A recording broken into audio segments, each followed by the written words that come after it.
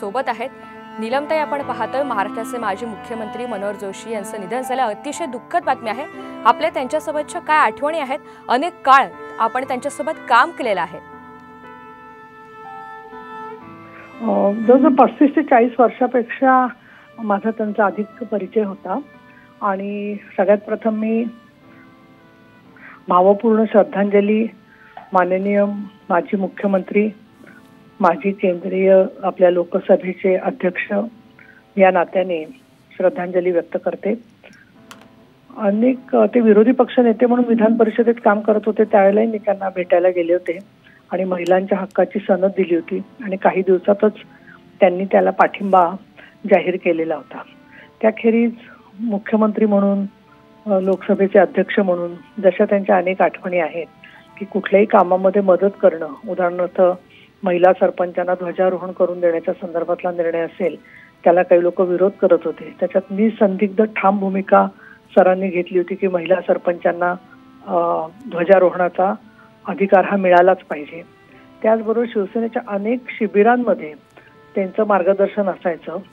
माझं स्वतःचं फार मोठं मला संधी हिंदुहृदय सम्राट बाळासाहेब ठाकरे यांनी दिली होती की स्वतः माननीय मुख्यमंत्री मनोहर जोशी सर समोर बसलेले असताना महिला प्रश्नावरती मला विचार मांडण्याचं देखील संधी मिळाली होती।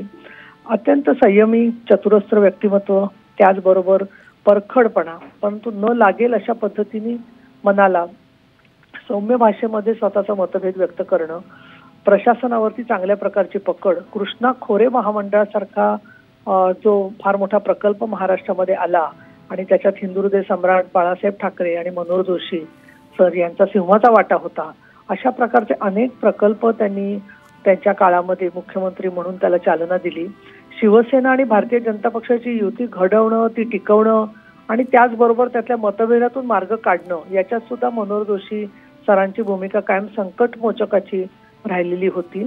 आणि लोकसभेचे अध्यक्ष म्हणून सुद्धा त्यांनी एक अतिशय चांगलं स्वतःचं प्रभुत्व संपूर्ण भारतीय राजकारणावरती प्रस्थापित केलेलं होतं।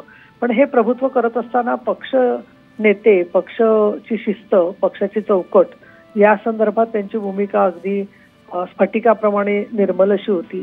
त्यांचे कुटुंबीय सगळे अत्यंत सहृदय आणि सगळ्यांशी सौजन्याने वागणारे सर्व कुटुंबीय आहेत। त्यांचे चिरंजीव, त्यांच्या कुटुंबातल्या त्यांच्या सुकन्या, त्यांचे बाकीचे सगळे नातेवाईक आणि त्यांचा स्टाफ विशेषतः, मग आता त्यातले काही जण श्री महाडिकांसारखे हयात नाहीयेत, परंतु त्यांचे सुद्धा वागणं आमच्याशी कायम सौजन्याचं असायचं। एखाद्याच भेट मिळाली नाही तर ते गोड बोलून परत कुठची भेट मिळेल हे त्यांचा स्टाफ सांगत असे। त्याच्यामुळे कायम त्यांच्याबद्दल एक मृदू आणि सौम्य पद्धतीचं भावना त्यांच्याबद्दल कायम राहिलेली होती। माझ्या व्यक्तिगत म्हटलं तर प्रत्येक माझ्या विधान परिषदेच्या आमदारकीच्या वेळेला सरांचं मला आशीर्वाद मिळालेले होते आणि पक्षाच्या बरोबर कसं काम करायचं हे शिकण्यासाठी सरांच्या संपूर्ण निरीक्षणाचा, त्यांच्या अभ्यासाचा मला खूप फायदा झाला। शिवसेनेची नेता आणि विधान परिषदेची उपसभापती या नात्याने मी भावपूर्ण श्रद्धांजली व्यक्त करते आणि त्यांचा दीर्घ प्रवास जो आहे तो एक सामान्य कार्यकर्ता, तिथून मग कोहिनूर टेक्निकल इन्स्टिट्यूट आणि तिथून देशातल्या सर्वोच्च पदापर्यंतचा प्रवास हा अविस्मरणीय आणि दिपवून टाकणार आहे।